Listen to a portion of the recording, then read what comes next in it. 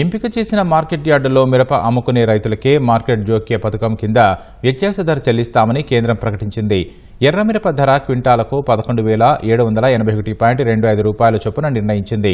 మిరప రైతుల్ని ఆదుకోవాలని కోరుతూ ముఖ్యమంత్రి చంద్రబాబు గతేడాది డిసెంబర్ 19, ఈ ఏడాది ఫిబ్రవరి 5, 11 తేదీల్లో రాసిన లేఖలకు అనుగుణంగా వ్యత్యాస ధర చెల్లింపునకు వ్యవసాయ మంత్రిత్వ శాఖ ఆమోదం తెలిపింది. ఈ మేరకు రాష్ట్ర వ్యవసాయ శాఖ ఎక్స్ అఫిషియో ప్రత్యేక ప్రధాన కార్యదర్శి రాజశేఖర్కు కేంద్ర వ్యవసాయ రైతు సంక్షేమ శాఖ డిప్యూటీ కమిషనర్ వినోద్ గిరి ఈ నెల 22న లేఖ రాశారు.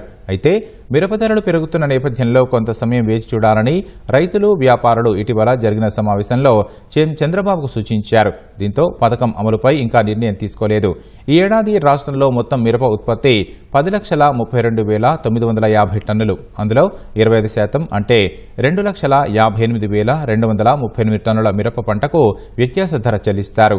ఉత్పత్తి వ్యయం, మార్కెట్ ధర వ్యత్యాసం గరిష్టంగా 25% వరకే అనుమతిస్తారు. అంటే కేంద్రం నిర్ణయించిన ధర 11,781 కన్నా 25% తక్కువ ధరకు అమ్ముకున్న వాటికి వర్తిస్తుంది. 2024-25 సీజన్ మిరప పంటకు పథకాన్ని అమలు చేస్తారు. మొదటి లావాదేవీ ప్రారంభించిన తేదీ నుంచి నెలపాటు పథకం అమల్లో ఉంటుంది. మిరప కొనుగోలుకు ట్రేడర్లను రాష్ట్ర ప్రభుత్వం నోటిఫై చేయాలి. వ్యత్యాస ధర చెల్లింపు ద్వారా వచ్చే నష్టాన్ని కేంద్ర రాష్ట్రాలు సమాన నిష్పత్తిలో భరించాలి. ఇందుకు రాష్ట్ర ప్రభుత్వం నిధులు సమకూర్చి ఆ వివరాలను కేంద్రానికి సమర్పించాలి. వాటిని పరిశీలించి కేంద్రం తమ వాటా చెల్లిస్తుంది.